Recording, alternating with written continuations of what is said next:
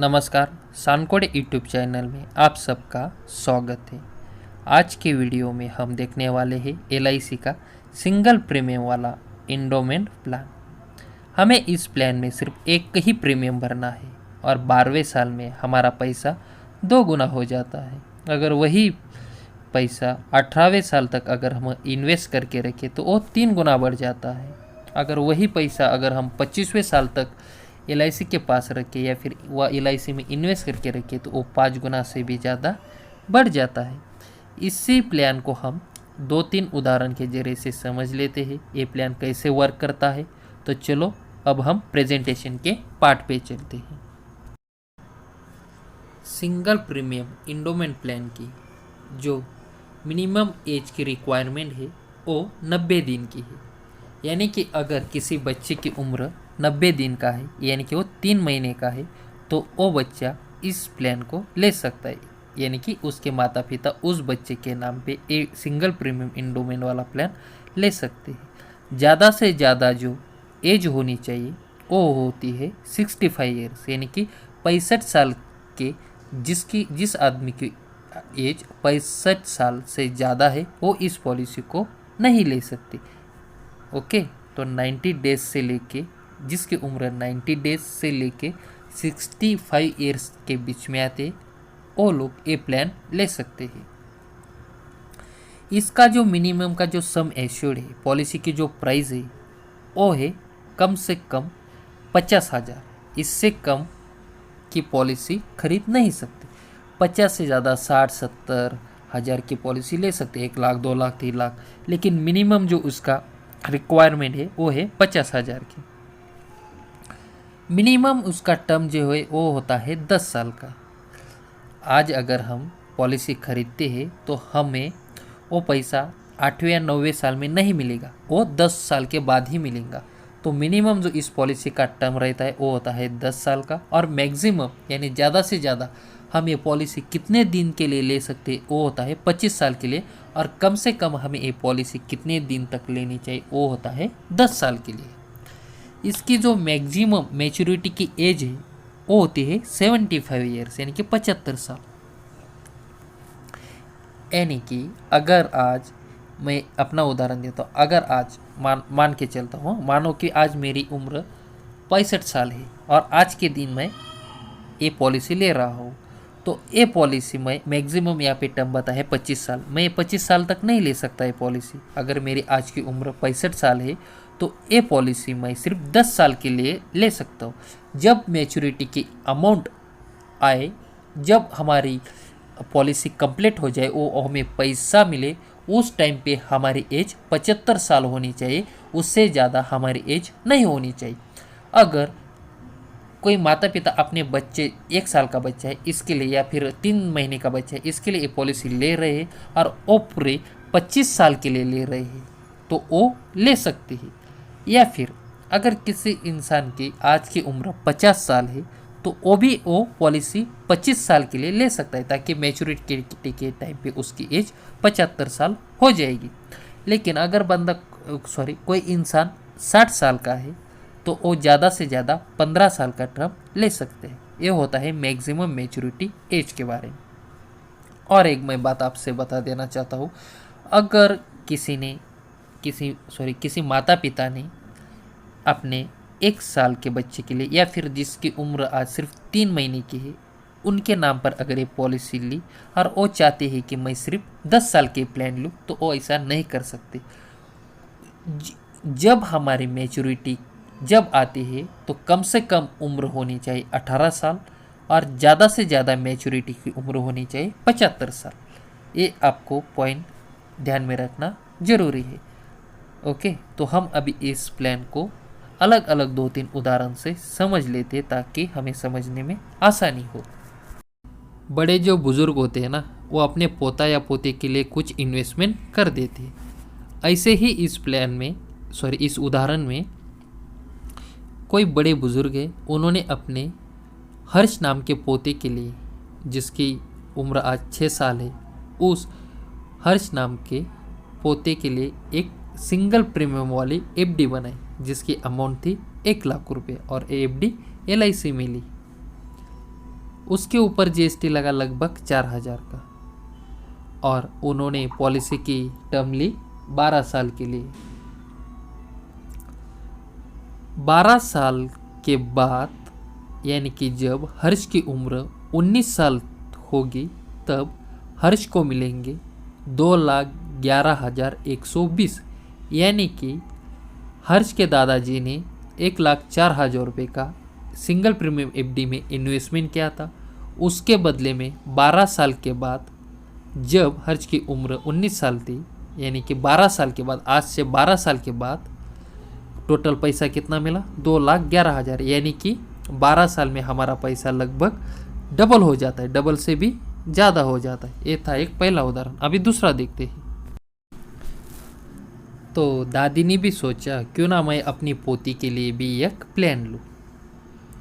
हर्ष की छोटी बहन हेनल, जिसकी उम्र 1 साल थी, और उसकी दादी ने अपनी पोती के लिए 1 लाख का सिंगल प्रीमियम वाले एफडी यानी इंडोमेंट प्लान LIC का खरीदा, साथ में 4,000 रुपये का GST भरा। हेनल की आज की उम्र 1 साल थी और उन्होंने प्लान के मुताबिक, क्योंकि मैच्योरिटी के टाइम पे हेनल की उम्र 18 साल कंप्लीट होनी चाहिए, इसलिए उन्होंने 18 साल तक के लिए एक प्लान सिलेक्ट किया। जब पॉलिसी मैच्योरिटी होती है, हेनल की एज उस टाइम पे थी 19 साल। अगर आज हेनल की दादी ने हेनल के लिए सिंगल प्रीमियम 1,04,000 रुपये पेड किए हैं LIC को, तो बदले में 18 साल के बाद LIC हेनल को देगी 3,23,820, यानी कि पूरे 3 गुना से ज़्यादा पैसा यहाँ पे मिल रहा है। अब हम देखते हैं एक और उदाहरण।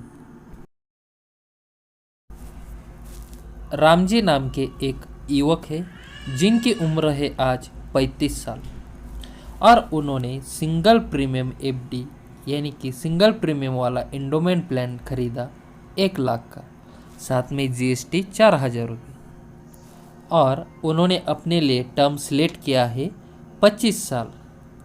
जब ये पॉलिसी मैच्योर होगी तब राम जी की एज होगी 60 साल।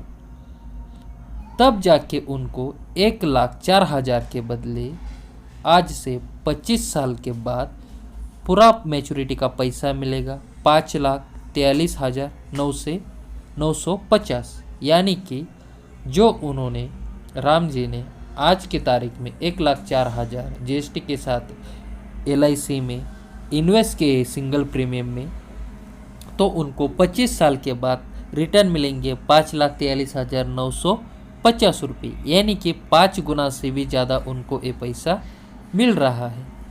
हम इसके अलावा और एक उदाहरण देख लेते हैं।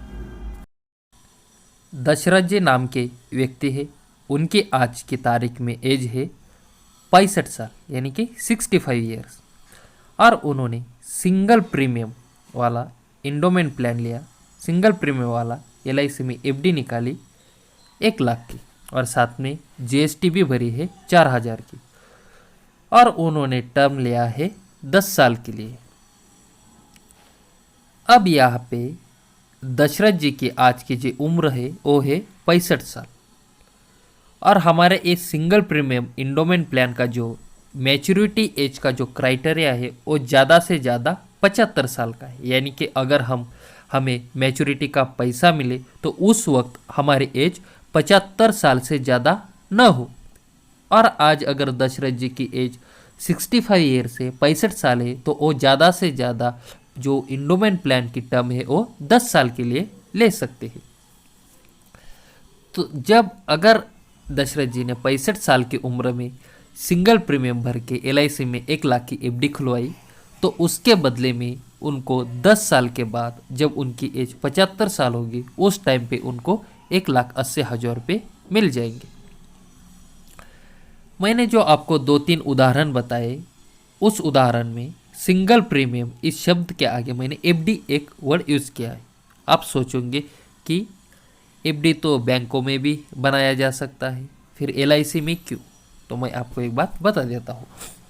अगर आप बैंक में FD खुलवाते हो और अपने माना कि आपने 12 साल के लिए फिक्स डिपॉजिट में और एफडी बनवा ली, और 2-3 साल बाद उस इंसान की, उस आदमी की डेथ हो गई, मौत हो गई, तो उस टाइम पे उसकी फैमिली को उस एफडी का पैसा और जितने दिन तक वो एफडी बनी थी उसका ब्याज जो हुआ है उस नॉमिनी को मिलता है। ये हुई बात बैंक की। अब हम देखते हैं कि अगर ऐसे केस अगर ऐसा होता है, अगर एलआईसी में एफडी बनवाए 2-3 साल बाद अगर पॉलिसी होल्डर की मौत हो जाती है, डेथ हो जाती है, तो उस टाइम पे एफडी का पैसा तो मिल ही जाएगा, साथ में एलआईसी जब हम एफडी खरीदते हैं तो साथ में हमें एक लाइफ कवर भी प्रोवाइड करता है, यानी कि लाइफ इंश्योरेंस भी देता है। अगर हम माने कि यहाँ पे सिंगल प्रीमियम 1 लाख का है तो उसके साथ हमें 1,80,000 से लेके 2-2.5 लाख तक का हमारे लाइफ कवर हमें एलआईसी प्रोवाइड करता है।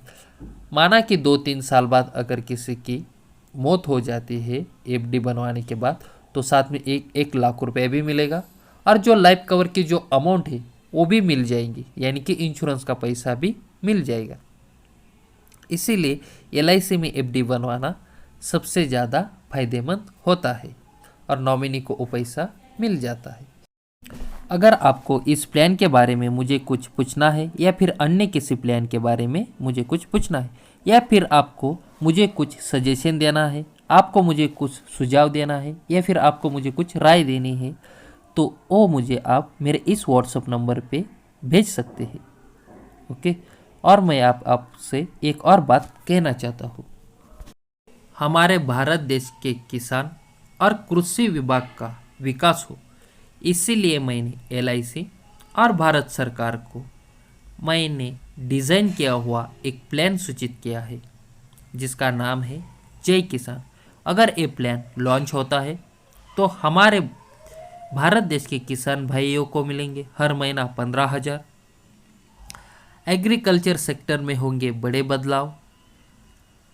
भारत देश में एलआईसी के जो 12 लाख एजेंट्स हैं उनका कमीशन बढ़ेगा, एलआईसी को मुनाफा होगा, भारत सरकार को इस प्लान से फायदा होगा, साथ में हमारे भारत देश की अर्थव्यवस्था मजबूत होगी। इस प्लान की पूरी जानकारी मैं इस आने वाले 2 अक्टूबर के दिन देने वाला हूँ। मैं इस 2 अक्टूबर के दिन मेरे सानकोड यूट्यूब चैनल पे जय किसान नाम का एक वीडियो अपलोड करने वाला हूँ। इसलिए मैं आप सबसे विनती करता हूँ कि मेरे इस वीडियो को ज़्यादा से ज़्यादा लाइक और शेयर करें और सानकोड यूट्यूब चैनल को सब्सक्राइब करें। धन्यवाद।